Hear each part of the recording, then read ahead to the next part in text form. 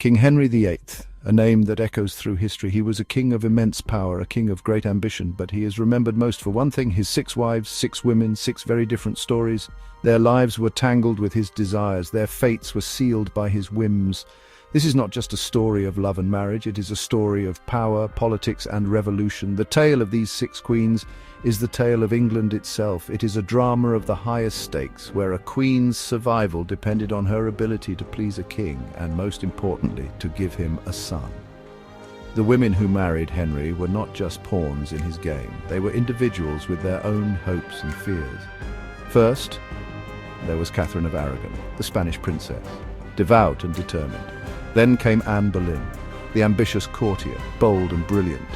Jane Seymour followed, the quiet and gentle one. She was the king's great hope. After her, Anne of Cleves, the German noblewoman, a political match that soured at first sight. Then Catherine Howard, the young vivacious teenager. Her story is a tragic whirlwind.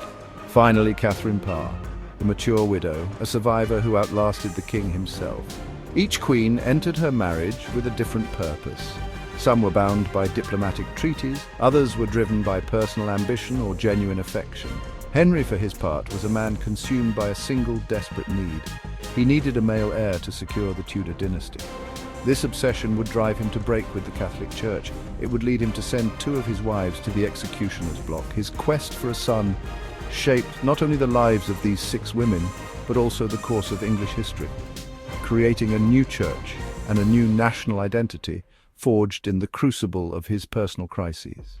The fates of these women have become a grim but memorable rhyme. Divorced, beheaded, died. Divorced, beheaded, survived.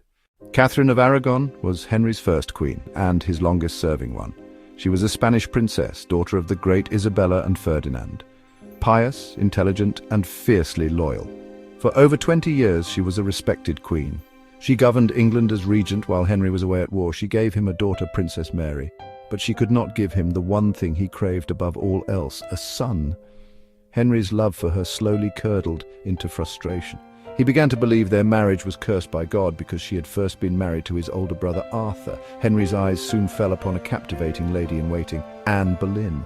She was unlike any woman he had ever known, witty, stylish, and fiercely intelligent. She refused to be his mistress. She wanted to be his queen. This ambition ignited a fire in Henry. He would move heaven and earth to have her. For 7 long years, he fought the Pope for an annulment from Catherine. He argued, he pleaded, he threatened. When the Pope refused, Henry made a decision that would shatter Christendom. He broke away from the Roman Catholic Church, declared himself the supreme head of the Church of England, and finally he married his Anne. Anne Boleyn's triumph, however, was tragically short-lived. She had promised Henry a son, but she too gave him a daughter, the future Queen Elizabeth I. Her failure to produce a male heir was a disaster. Her confident and often confrontational personality, which had once charmed the king, now began to irritate him. Powerful enemies at court saw their chance. They whispered poison in the king's ear. They accused her of adultery, incest, and even witchcraft. These charges were almost certainly fabricated, but Henry, desperate to move on, was ready to believe them. Anne's fate was sealed. In May 1536, Anne Boleyn was led to a scaffold on Tower Green. She faced her death with incredible courage. She had been queen for just 3 years. Her fall was as swift and dramatic as her rise. Catherine of Aragon had died just a few months earlier, still insisting she was the true queen. In the space of half a year, Henry had rid himself of 2 queens. One was cast aside for another. The other was executed to make way for a third. The stage was now set for wife number 3, and the king was hopeful once more. Just one day after Anne Boleyn's execution, Henry VIII became betrothed to Jane Seymour. She was the complete opposite of her predecessor. Where Anne had been fiery and outspoken, Jane was meek, gentle, and calm. She was the peacemaker. Her motto was bound to obey and serve. This was exactly what the king wanted. He was tired of Anne's arguments and political maneuvering. He longed for a quiet, compliant wife who would soothe his troubled soul and, most importantly, fulfill her primary duty. He saw in Jane the promise of domestic peace, and he prayed, the mother of his long-awaited son. Jane Seymour succeeded where all others had failed. In October 1537, she gave birth to a boy, Prince Edward. Henry was ecstatic. He finally had his male heir. The future of the Tudor dynasty seemed secure. He had broken with Rome, divorced one queen and beheaded another, but now it all seemed worthwhile. He showered Jane with affection and gratitude. For a brief moment the court was filled with celebration. Jane was hailed as the true queen, the one who had finally brought the king contentment. It seemed that Henry had at last found his perfect match, the woman who would stand by his side for the rest of his days. The joy was cruelly brief. Just 12 days after giving birth, Jane Seymour died from complications of childbirth. Henry was genuinely heartbroken. He had loved her, perhaps more than any of his other wives.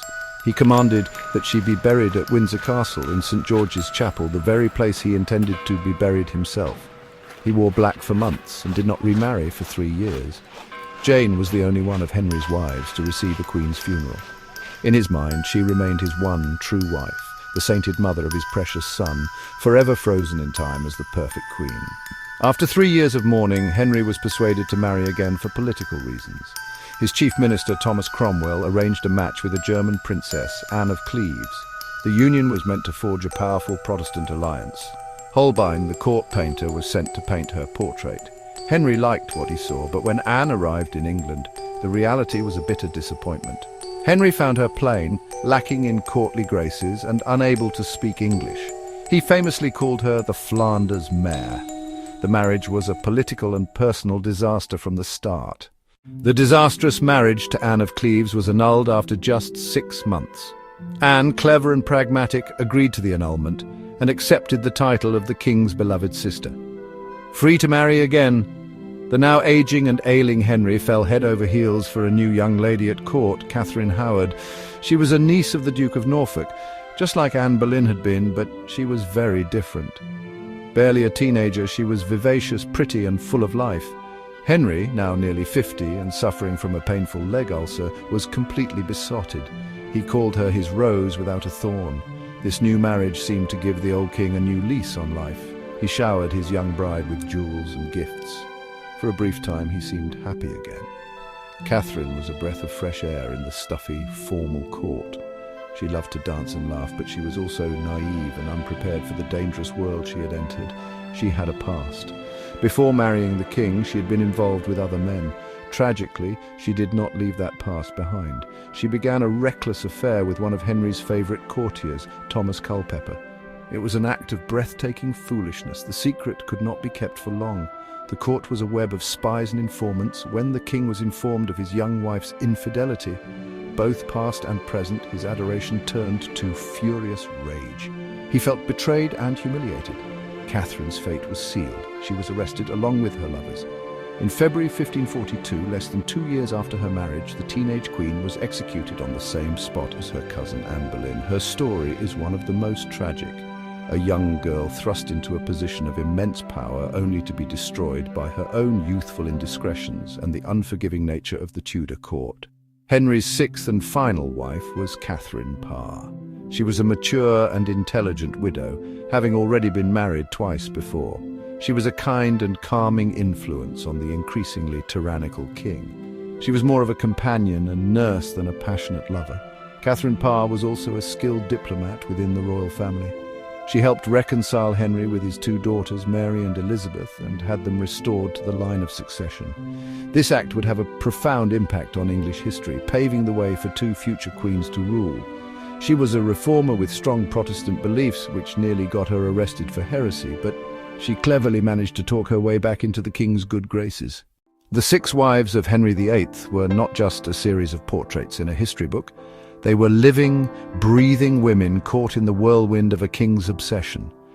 Their stories reveal a tragic and repeating pattern. Henry's hope for a son and a happy marriage would rise with each new bride, only to be dashed by disappointment, political necessity, or death. From the steadfast devotion of Catherine of Aragon to the bold ambition of Anne Boleyn, each woman brought her own character to the role of queen. Their individual journeys reflect the turbulent heart of a king and the dramatic transformation of a nation. The impact of these 6 marriages extends far beyond the palace walls. It was Henry's desire to annul his marriage to Catherine of Aragon that led to the English Reformation.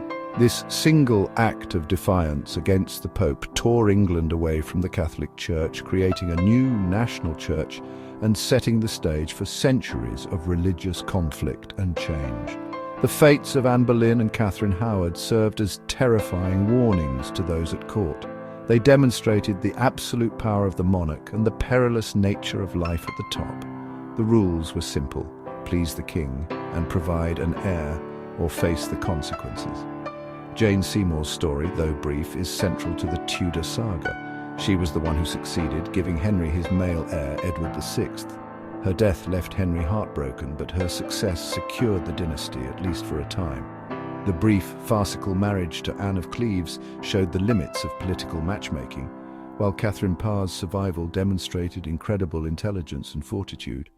She not only outlived the fearsome king, but also played a crucial role in shaping the future by restoring Mary and Elizabeth to their rightful place, ensuring that the legacy of the Tudors would continue through Henry's daughters. In the end, the story of Henry and his 6 wives is a powerful human drama. It is a tale of love, betrayal, ambition, and tragedy. It shows how the personal desires of one man could reshape a country's religion, politics, and identity. The 6 queens, divorced, beheaded, died, divorced, beheaded, survived, left a lasting mark on history. Their lives, though often short and fraught with peril, were not in vain. They are remembered not just as the wives of a famous king, but as key figures in one of the most dramatic chapters of England's story, a story that continues to captivate and horrify us to this day.